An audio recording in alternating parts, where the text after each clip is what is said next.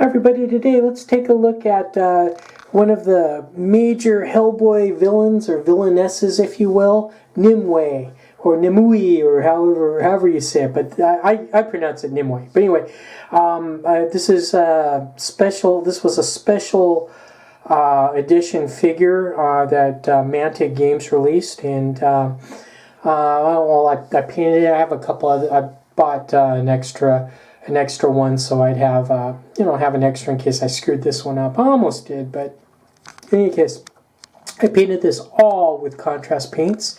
It looks really, with the contrast paints, you're not going to win a Golden Demon Award, but they look really good about, from the 2 feet away. So if some guy at a convention or at your friendly local game store comes by and says, "Oh, you are playing Hellboy. Those figures look awesome."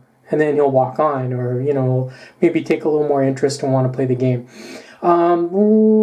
Lately, I've been just like painting one fig from a different game.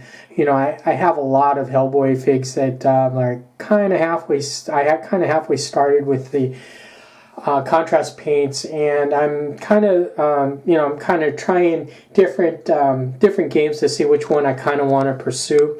And I think I might do Hellboy, especially when Hellboy went to Mexico. That I have the expansion, the Mantic Games expansion for the Hellboy board game, Hellboy in Mexico. I also have the turkey figure, and I think that's kind of when this thing is over. That's what I want to kind of play with my friends. Anyway, let's talk a little bit about how I painted old Nimue, and by old I mean centuries old.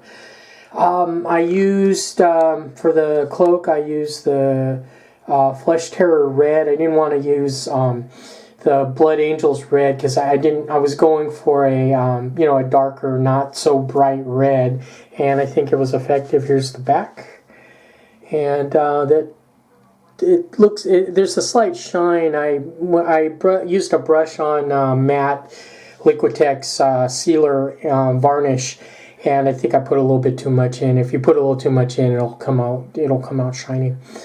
And I'm gonna just try my hand at maybe adding a little more when every now and then, and maybe they'll flatten out some of that. Okay, the flesh, I use Gilamol flesh. I didn't thin it down. Normally for figs I thin it down, and then for the hair I use Gore Grunta brown. I was thinking, I should have used a darker brown, but I kind of like the effect this came out with. It's got a slight reddish hue to it, and it kind of works well with the Blood Terror's red for the cloak, and then. She's supposed to be naked under there. Well, there you go. And then for the base, I've been kind of painting all my bases with Basilicanum gray. And it's a simple thing. Simple base. I use the Liquitex acrylic, the gritty texture paint, or just kind of use that instead of the texture paint that Citadel puts out. It's a little cheaper, and I think it works a little bit better. So that's how I do the bases. I think I might give another thin coat of Basilicanum gray. I got some red on the base, and it could be blood or evil. Yeah, so what do you guys think? I mean, this was a simple yet effective paint job. Also, kind of want to mention that I kind of put in a little extra bit of the contrast paints in the shadows to kind of darken the shadows a little bit, which I think the contrast paint is quite effective at. Okay, so what do you guys think? Let's get a close-up of Nimue's face. Evil! And, well, there you go. Thanks for watching.